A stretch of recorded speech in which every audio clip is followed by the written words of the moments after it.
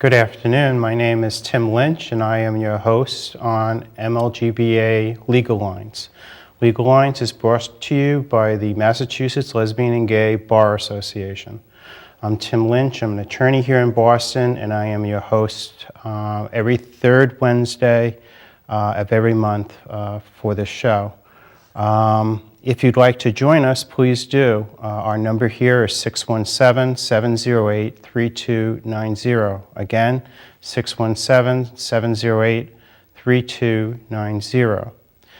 We have a wonderful show here today. Our guest is the Executive Director of PFLAG, Pamela Garamone. Garamone. I knew I'd get that wrong. Welcome, Ms. Garamone. Thank you. I can call you Pam. Certainly. Well, why don't you tell us a little bit about PFLAG? What is PFLAG? Okay. PFLAG stands for Parents, Families, and Friends of Lesbians and Gays. And we basically have three main missions: support, education, and advocacy. We have support groups all over Greater Boston, and that's for parents who one day have a kid come to them and say, "Mom, Dad, I'm gay, lesbian, bisexual, or transgender," and then we introduce them to other parents who have a gay kid to just get educated and learn how to love their kids just the way they are. So support, and we also do education. So we are part of the Safe Schools program in Massachusetts. We work with middle and high schools all over the state to talk about anti-gay name-calling and bullying and make sure that every school is safe for all youth, including gay youth. The last thing we do is advocacy. We fight for equal rights for GLBT people. On the last point, what kind of issues are you seeing these days? What kind of issues are you involved in? As far as advocacy? Yes. Right now, the anti-bullying legislation is in the State House, Massachusetts State House, and Greater Boston PFLAG has signed on to that, obviously, since bullying is very prevalent in every school, middle, high school, and anti-gay name-calling is the number one way right now to insult students starting in second grade. So calling somebody gay, or that's so gay to mean dumb, lame, stupid, and now the newest one is no homo, which basically if we're the same gender and I show affection to you or compliment you, I step back and say no homo. So you know I'm not gay. It's a very strange, that's what the kids are saying these days. That's one of the many things they're saying, along with faggot, dyke, and all of that language. And you know, the newest research is showing that young people, males and females, have a sexual awareness by age 10. So fifth grade, they're starting to realize that they're attracted to their same gender. By middle school, they've already admitted it to themselves. And then pretty much by high school, they've told at least one other person, usually a friend, and parents are, unfortunately, usually the last ones to know.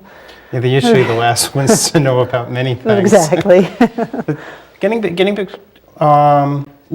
have there been any studies on the consequences of these actions, these, I guess, bullying or taunting of young people? Well, yeah, absolutely. We worked with the Attorney General a few years back, and one thing is that people who do bully, students who bully, end up being perpetrators of crimes later on in life. So that's one very good reason to stop the bullying, not only for the victims, but for the bullies themselves.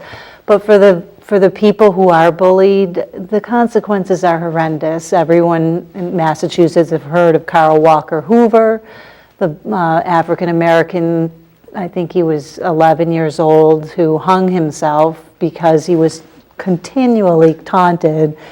Kids were calling him gay, and he didn't come out. We don't know if he was gay, but that was the taunt. And he hung himself. Just recently in Massachusetts, in South Hadley, you had this freshman girl hang herself because of horrendous, incessant bullying. How old was she? She was a freshman in high school, so wow. 14, 15. How horrible. How absolutely horrible. Yeah. So I take it you do I think you mentioned safe schools, so you try to go out and educate people on these issues? Right. How does that take place? So essentially, we speak to students either in assemblies or in health classes or through the Gay Straight Alliance, and we bring in allies, parents of gay youth and or GLBT people who share their personal stories and open it up to questions, and then we talk about the language. And we hear all the time kids saying, I use it, but I don't mean it to hurt gay people. I just say it because it means dumb, lame, stupid. And once you talk to them about it, and that it is offensive to gay people, they totally get it. If you can just sit down with young people and have this conversation, they get it, and they change their behaviors. We've seen it in schools all over the state, really. So literally, education goes a long way to training people. Right. And mainly it's making them aware Right. of the consequences of their actions. Exactly, and you need to do that, but with this anti-bullying legislation, we need that too. It's just another tool that schools need to create policies that are inclusive of gay teenagers. It has to be enumerated along with gender, religion, and all of the protected categories. Otherwise, they don't do it.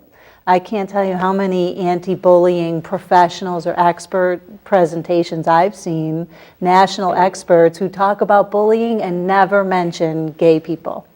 When anti-gay name-calling is the #1 way to insult someone in every school starting in 2nd grade.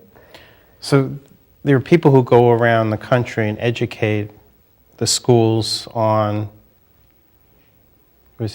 diversity, I guess, but they Right. don't include gay or lesbian. Certainly that's not common. I mean, the ones I've seen will exclude that. And when I bring it up and mention it, oh yes, of course. I just forgot to mention that. So they're not like they're against it, they just don't think about it. Well, you mentioned that it was the #1. How do you know that? Well, Professor Chip Gidney from Tufts University years ago did a study starting with 1st graders and found that gay was the #1 way to insult someone. And then as the years go on, it gets even more prevalent. And also GLSEN, Gay, Lesbian, Straight Education Network, did a study and showed that I think it was that kids hear it 70 times a day, every day. It's Wow. relentless. It's, you know. And it takes its toll. It takes a toll. So you mentioned the anti-bullying legislation that's currently pending. Could you tell us a little bit about that? This is at the State House. Right, right.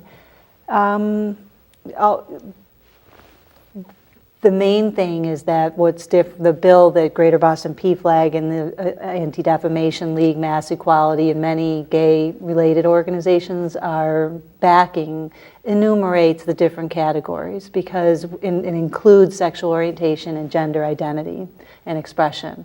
You have to say that, like I said, if you don't mention those when they make their school policies, they may or may not include that. And I just, having done faculty trainings and student trainings all over the state, we need schools to just have this policy where it says, if you say that's okay, these are the consequences. If you use the F word, faggot, these are the consequences. And they just don't have it down to that level.